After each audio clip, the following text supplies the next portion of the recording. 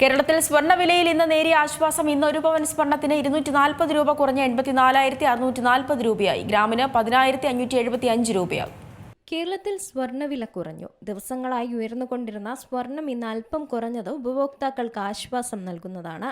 എന്നാൽ പഴയ സ്വർണം വിൽക്കാൻ താല്പര്യമുള്ളവർക്ക് ഇന്നും ഉയർന്ന വില കിട്ടും. ഇനിയും വില കൂടിയേക്കുമെന്നും പ്രവചനങ്ങളുണ്ട്.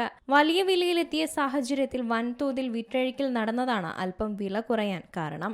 ഈ മാസം 1 വിലയുമായി താരതമ്യം ചെയ്യുമ്പോൾ ഇന്ന് 7,000 രൂപയുടെ വർധനവാണ് കേരളത്തിൽ സ്വർണ്ണവിലയിലുള്ളത്. തിങ്കളാഴ്ചയും ചൊവ്വാഴ്ചയും കേരളത്തിൽ 2 തവണ വില വർദ്ധിച്ചിരുന്നു. ഇന്നലെ മാത്രം 1,920 രൂപയാണ് കൂടിയത്.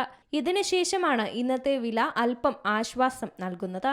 സംസ്ഥാനത്ത് ഇന്ന് ഒരു പവൻ സ്വർണത്തിന് 84,600 രൂപയാണ് വില.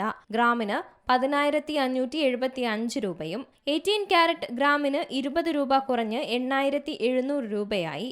14 ക്യാരറ്റ് ഗ്രാമിന് 6,765 രൂപയും 9 ക്യാരറ്റ് സ്വർണം ഗ്രാമിന് 4,360 രൂപയുമാണ് ആകുന്നത്. വെള്ളിയുടെ വിലയിൽ ഇന്ന് മാറ്റമൊന്നുമില്ല. ഗ്രാമിന് 144 രൂപ എന്ന നിരക്കിൽ തുടരുകയാണ് വെള്ളി. രാജ്യാന്തര വിപണിയിൽ ഔൺസ് സ്വർണം 3,795 വരെ ഉയർന്ന ശേഷം 3,765 കുറഞ്ഞു. ഇതോടെയാണ് കേരളത്തിൽ വില കുറഞ്ഞത്.